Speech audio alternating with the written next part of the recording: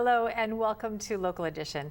I'm Leslie Leyton. What exactly does the assessor do? We know it has something to do with taxes. The tax assessor, you vote for him every election time.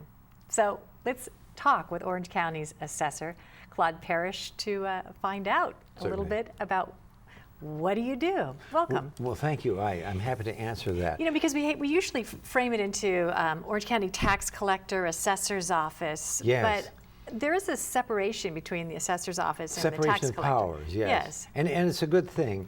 I'll just briefly, I'll tell you how things are done to an extent. The first thing, Hugh Wynn, the clerk recorder, records a grant deed or a quitclaim deed or some other transfer. So then it comes to the assessor, and the assessor has to determine if it's put into trust and there's the same owner or it's not, and that causes a lot of trouble sometimes. That's why you have a taxpayer advocate. After that is determined, if there's a change in ownership has been determined, then it goes to our department and we put a value on it based upon the transaction cost, most likely. And so that's the first step from the clerk recorder to the assessor. Then the next step is to take that information on the new value and we give it to our good friend Eric Woolery, who is the auditor controller of Orange County, also an elected official. He is in charge of putting the bonded indebtedness on top of the bill. So he calculates all the bonds that have been issued by the various districts in Orange County. And after he does that work, then he takes all of that information and he gives it to our good friend Sherry Friedrich. She's the bill collector. And she puts it in a bill and sends it to you. So a lot of people call me up and I say, I didn't send you that bill, but I created the value. So there are 4 people involved in the production of a tax bill that you receive. But creating the value is important because as a homeowner in California, you pay your taxes based on the percentage of the value of your property. That's right. And that's an important factor, that the assessor is charged by the state constitution to create the value of the transaction of the property as close to the market, or my thought was always that it's the actual price. Now, sometimes there are what we call less than arm's length transactions.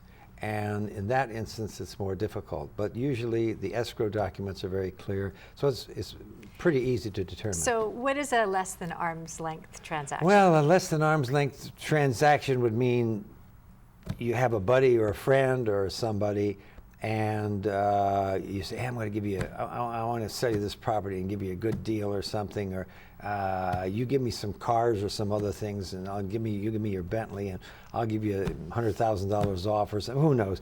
It's like arm's length means it's not a friend. In other words, it's a straight sale involved in an escrow, and it's not less than arm's length would be some sort of private transaction. How can you in the assessor's office tell which is which? I can see why someone might want to get a little hanky-panky in there by having the value of the property less, because then they pay less in taxes. But how can you tell? Well, there's very little of it, to be honest with you, but an obvious red flag would be that it's half of the.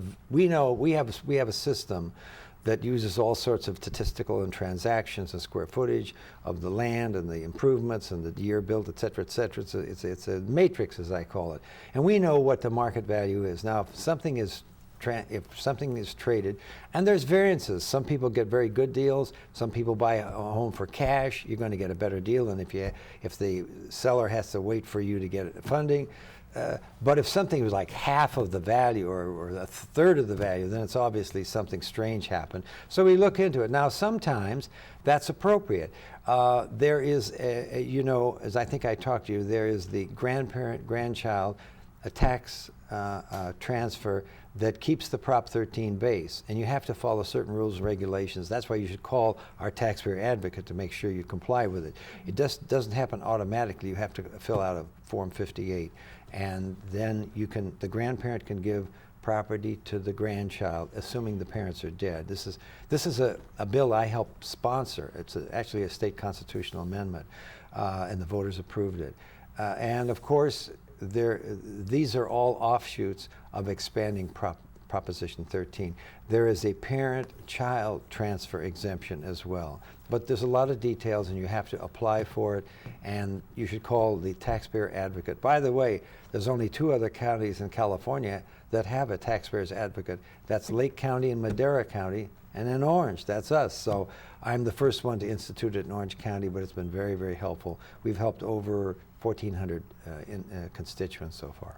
There are so many properties, and the property values are so staggering depending on which region of the county, for instance. So what factors do you take into consideration? You're talking about, you know, if it's new property, older property, comparable sales? Yes, comparable sales is the state constitution. By the way, we're a state constitutional office. The district attorney, the sheriff, and the assessor are mentioned in the state constitution. And one of the reasons that only the state can tell us what to do is because, unfortunately, for the money that our county collects through property taxes and business taxes, I hate to say almost 90% of it goes to the state of California. So poor Orange County doesn't get as much as it might ought to. It varies. It has to do with a formula that was set up years ago by the states, I mean by the state of California.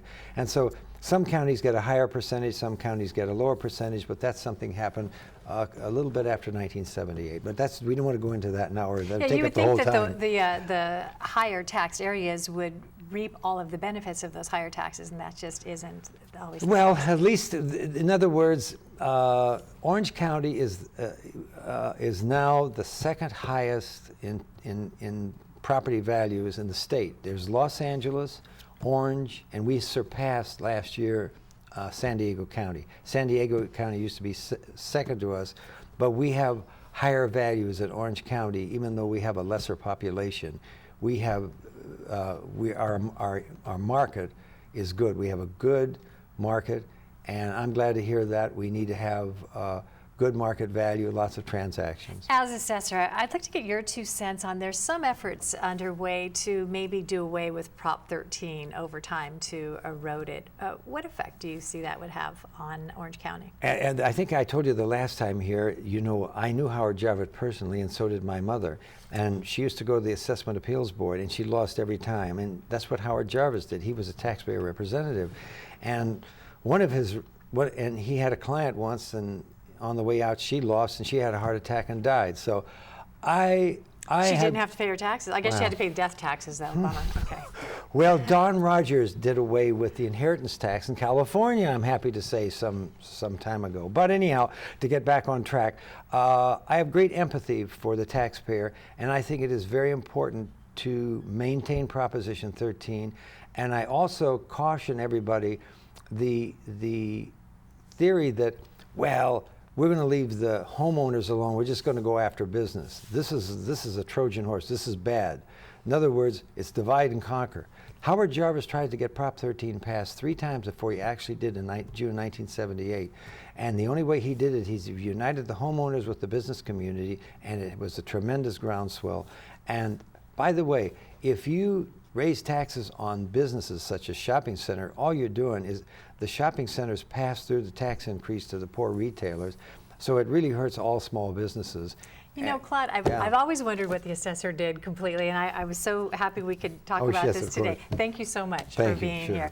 We're glad you could join us as well. I'm Leslie Leyton.